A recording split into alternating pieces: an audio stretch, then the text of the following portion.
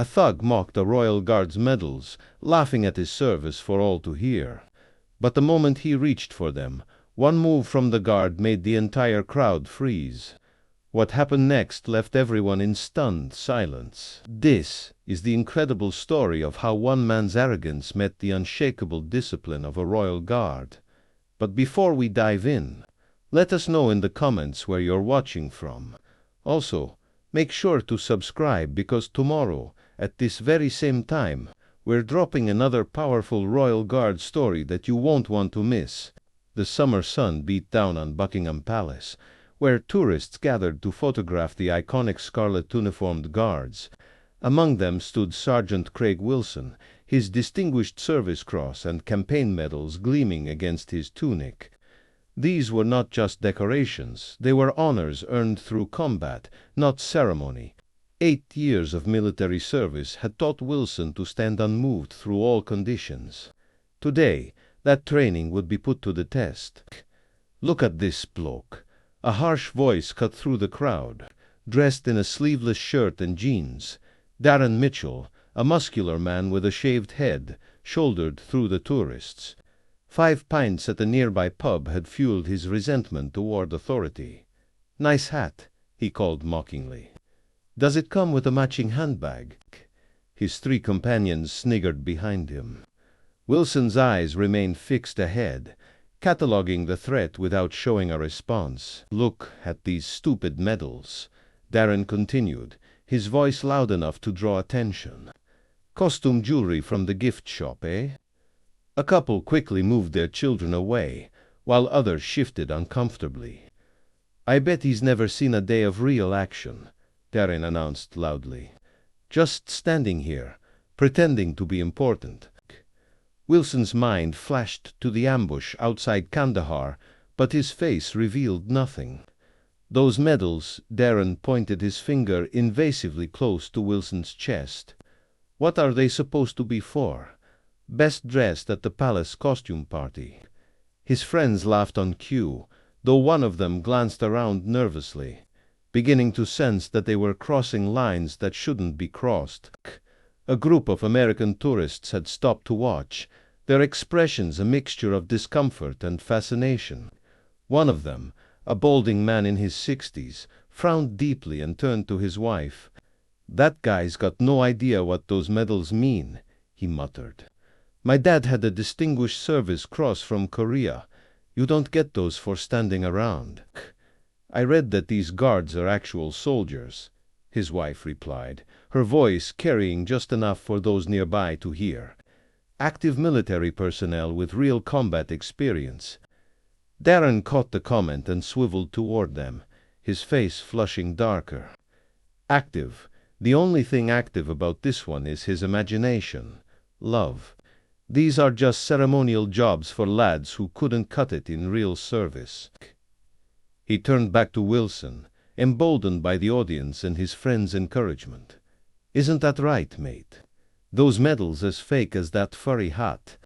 You bought the whole set in the gift shop, didn't you?"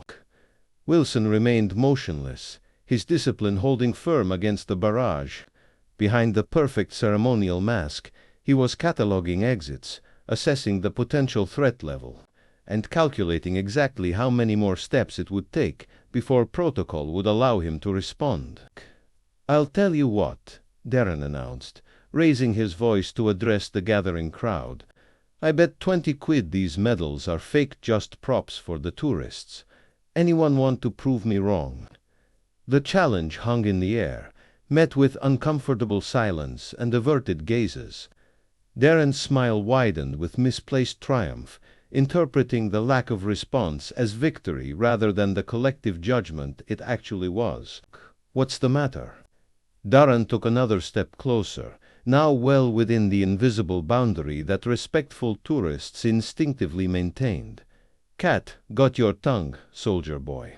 Or should I say actor boy?" His breath was hot and sour against Wilson's face, but the guard's expression remained fixed. His eyes focused on the same distant point they had held for the past 2 hours of his duty. "Look at this one here." Darren's finger jabbed toward the Distinguished Service Cross, gleaming on Wilson's chest. What's this supposed to be for? Bravest man at the tea party. He turned to his friends, playing to his audience. Bet he gets a medal every time he manages not to blink. One of Darren's companions pulled out his phone and began filming. This is going to be epic, he announced. Chapter 6. The Guard's Response. Darren's hand moved closer, his fingers hovering just inches from Wilson's medals. The crowd held its breath, sensing that something was about to happen. "Let's see what we've got here," Darren said, his hand extending toward Wilson's chest. But before his fingers could touch the medals, Wilson moved.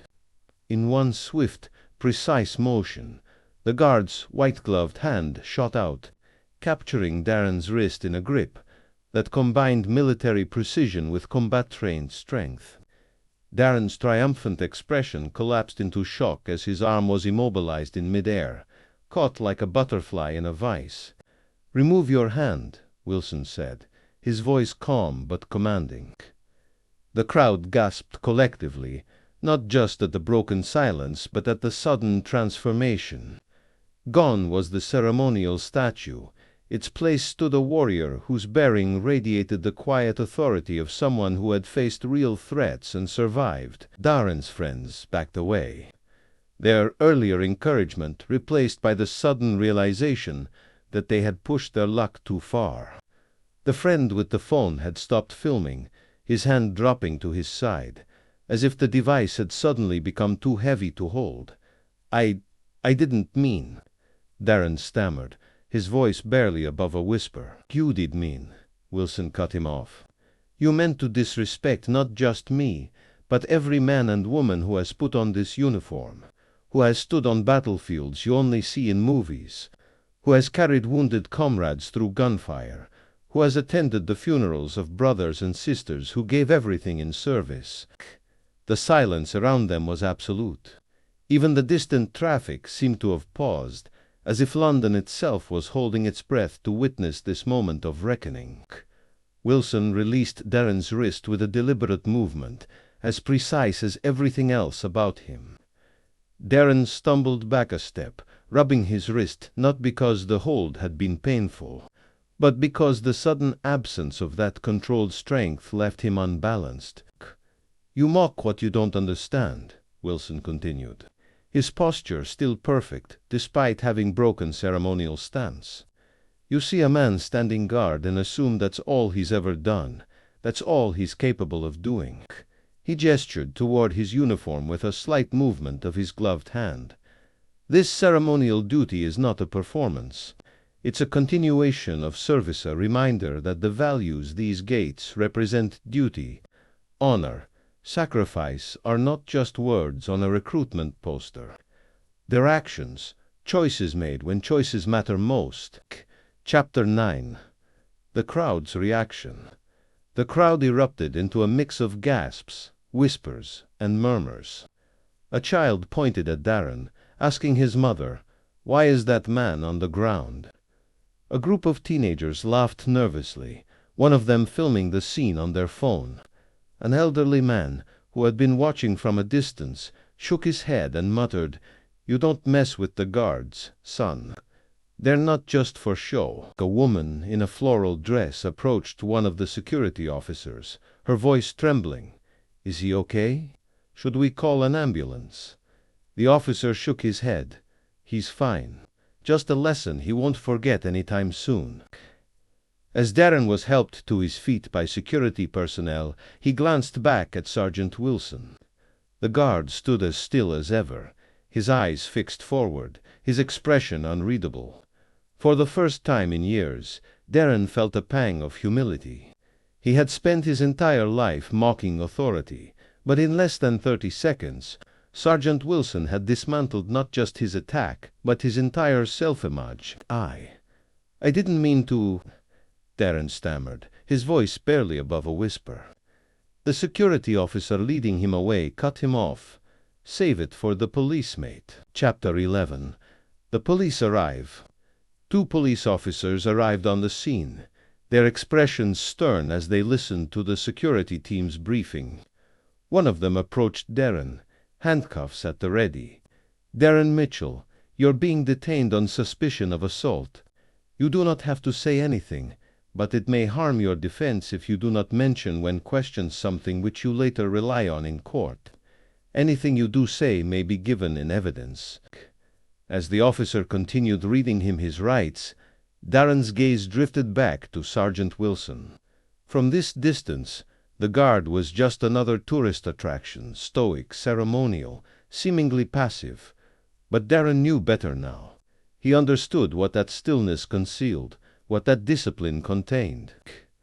The police led Darren to a waiting car, and as they pulled away from the palace grounds, the last thing he saw was Sergeant Wilson still at his post, still vigilant, still the perfect embodiment of duty.